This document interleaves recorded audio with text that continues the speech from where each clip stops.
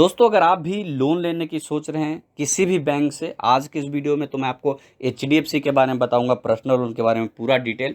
But किसी भी bank से अगर आप लोन लेना चाहते हैं तो इस वीडियो को देख लीजिए, आपको पूरा एक ओवरऑल आइडिया लग जाएगा कि आखिर लोन लेने के लिए क्या क्या डॉक्यूमेंट लगता है, कितनी उम्र होनी चाहिए, कितना सिविल स्कोर होना चाहिए, कितना यहाँ पे इंटरेस्ट रेट लगता है। यानी पूरा एक होता है ना कि ओवरऑल आइडिया आपको लग जाएगा कि अगर हमें लोन लेना है तो ये चीज़ें हमारे पास होनी ही चाहिए।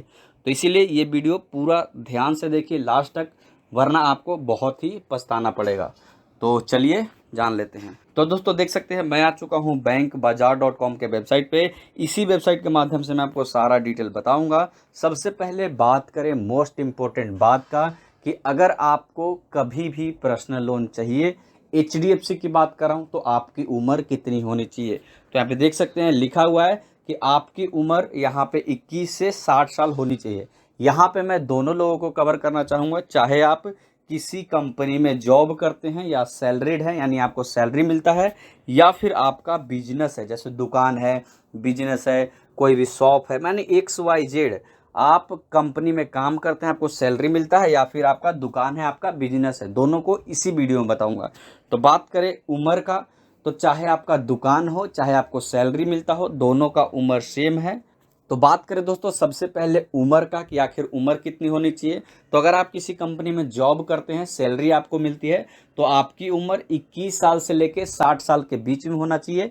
21 साल से कम नहीं होना चाहिए और 60 साल से ज़्यादा नहीं होना चाहिए। अगर आप बिजनेस करते हैं, दुकान है, तो आपकी उम्र 21 से 65, 5 साल का रिलैक्सेशन यानी 5 साल का छूट इसमें मिल रहा है आपको, यानी 5 साल एक्स्ट्रा तक आप इसमें लोन ले सकते हैं। अगर बिजनेस करते हैं तो 21 से लेके 65 के बीच में आपका उम्र है, तो भी आपका यहाँ पे लोन मिल जाएगा। अब बात करें मिनिमम इनकम, लोन बैंक आपको तभी देगा जब आप कुछ कमाते होंगे, ये बात आपको ध्यान में रखना है। अगर आपको कोई बोलता है कि नो इनकम प्रूफ के आपको लोन मिल जाएगा, तो आपको बेवकूफ़ बना रहा है, आपको कुछ ना कुछ फ्रॉड करेगा। क्योंकि बैंक जैसे मान लीजिए कोई भी उधार आपसे लेता है, दोस्त कोई भी मांगता है, तो आप उसको तभी देते हैं जब आपको लगता है कि यार ये कमाता है कुछ पैसे, तभी तो मेरा पैसा वापस करेगा। वापस कैसे करेगा? इसीलिए बैंक भी जब तक आप कुछ नहीं कमाते आपको लोन नहीं देगा। तो सैलरी की बात करें, अगर आप कहीं जॉब करते हैं तो कम से कम आपकी सैलरी 15,000 होनी ही चाहिए। वही बात करें अगर बिजनेस है, दुकान है, तो आपकी साल में 5 लाख कम से कम कमाई होनी ही चाहिए, और इसका प्रूफ भी होना चाहिए, क्योंकि प्रूफ भी आपसे बैंक मांगेगा।